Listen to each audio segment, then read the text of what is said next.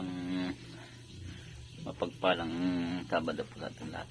So, mga kaagimat, anting-anting mutya at mga naniniwala po sa spiritual na bagay, nakarunong dito. So, ngayon po ang ating vlog ngayong gabi ay tungkol sa panibagong kidlat mutya. Bihira po na magkameron ang isang antingero. Ako po natin antingero at ilan-ilan lang po nagtatangan ito. Ito ay nakita ng aking blessor sa pinakamataas na puno ng mga nakidlat. So ayan po, ito yung ito yung sa labas. Hindi ko alam. pansarili niyang gamit. Ito. At ito po yung bagong kalap. So sa katunayan po sa kanya po ito lahat. Bali pinagkatiwala po sa akin ng aking blessor para may mai-vlog na rin po kami. Para may mga idea po yung mga nagnanais. Para hindi po ma-scam. So ang kidlat po yung iba-ibang uri. So yan po, napakita na aking blessor. Napakalaki ng mutya ng kidlat. Hugas titi. So ayan ay naislimusan ng mga pulis. Pero hindi talaga pwedeng mausap. At ang aking blessor ko ay nagpapakawala ng gamit, pero binabasa rin pong isip ng tao kung karapat-dapat magtangan. So ayan, napakagandang gamit niyan. Then ba blessor pwedeng magamit ng mga ganitong Maganda ito sa sabong. Sa sabong, sa sugal, panggagamot, sa kidlat ito Yun. So sinasabing ang mga mutya ng kidlat ay sa ligbangon, magagamit po sa sabong, sa ligbangon, sa sugal, sa aligbangan. Bakit nga ba sinasabi na aligbangan sa mga hindi nakakaalam? Ito, pag ikaw ay namatay, nasagoy ka ng kwan, kapwa tao mo, mabubuhay ka uli. Maganda rin ito pang negosyo. Yun. Sa katunayan po ay marami na pong nagnais niyan. Yung iba pa nga ay inuopera na ang blessor ng 10,000. Tsaka kapalit ng kanilang mga medalyon. Ngunit talagang hindi po ari. Takot din na aso dito Ayun. Isa pang bisa po ng gamit nito ay takot po ang aso sa mutya ng kidlat. Takot rin niya, masamang espiritu. Mga sanib.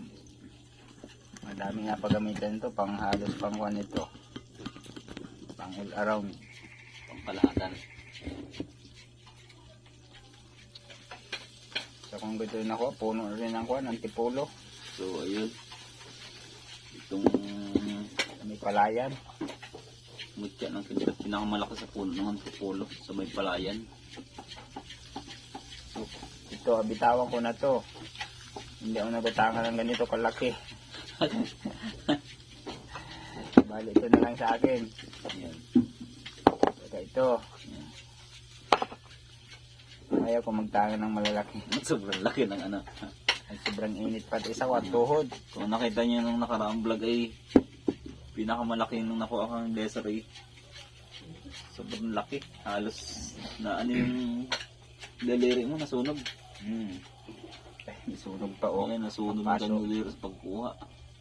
Nakakapasok. So yun may mga idea na may karamihan naman talaga yung iba ay pasintabi, bato-bato sa langit. Ay nagbebenta po kayo ng mga mga mutya ng kidlat, mga hinugisan, isang hugis. So kawawa naman po yung makakabili.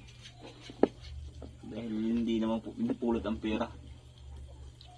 Sulit na sulit Kaya eh. yan ang mutya ng kidlat na anak solid. Parang marmol eh.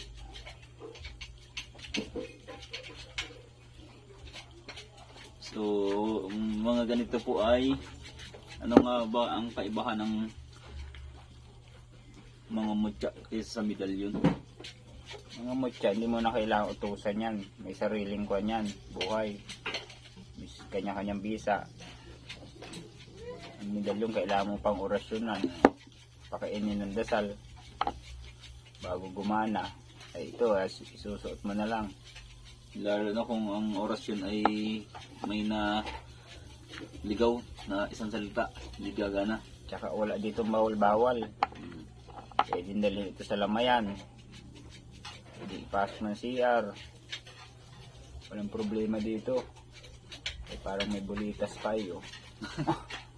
So ayun no, kung may text mga blessor, Parang may bulitas pa. ayun, napakalaki yan. Ay, ito, hindi ko ito asuotin. Bili ko na lang ito sa ating kwan taga video. Ito na gamitin ko maliit. Ayun na tulad ng sabi ng aking blessor, pinagkakatiwala sa akin yung malaking kidlat, mutya ng kidlat. Ako nung isang araw alapahin ng aso eh. No, Pinakita ko lang ito yung palakat eh. Palakat. Parang ginaruti eh. Hindi ko inagalaw yun. Suksok kung saan eh. Ang takot.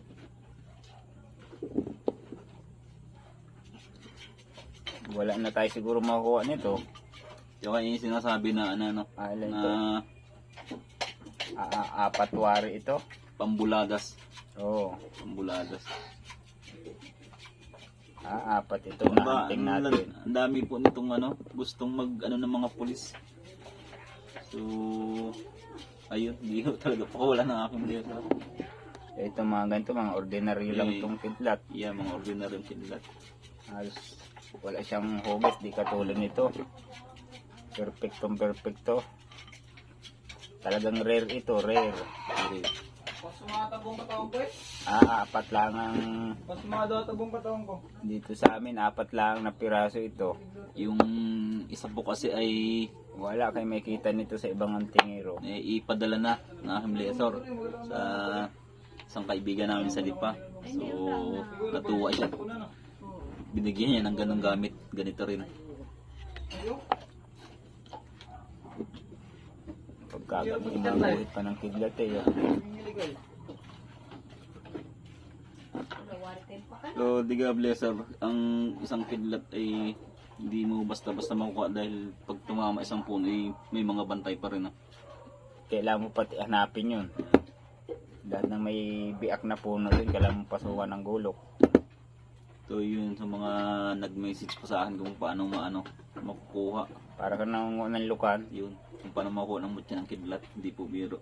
Parang nangungo ng lukan. Pag may lumagutok, ayun na yun, may laman na yun. Laman na. Pero hindi basta-basta pwedeng makuha kung walang sapat na kalaman. Mahirap, halos sa matatandang puno ito. Ng puno.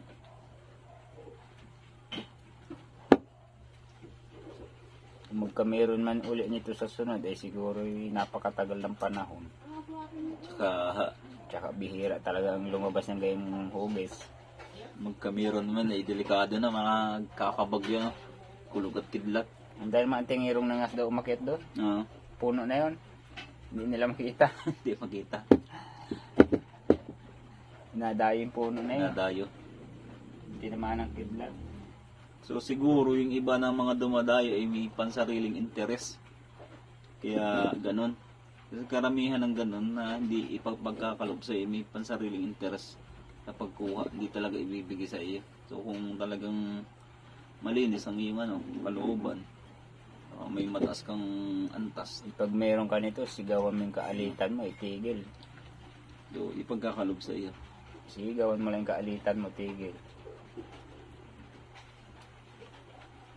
Napakaganda nito.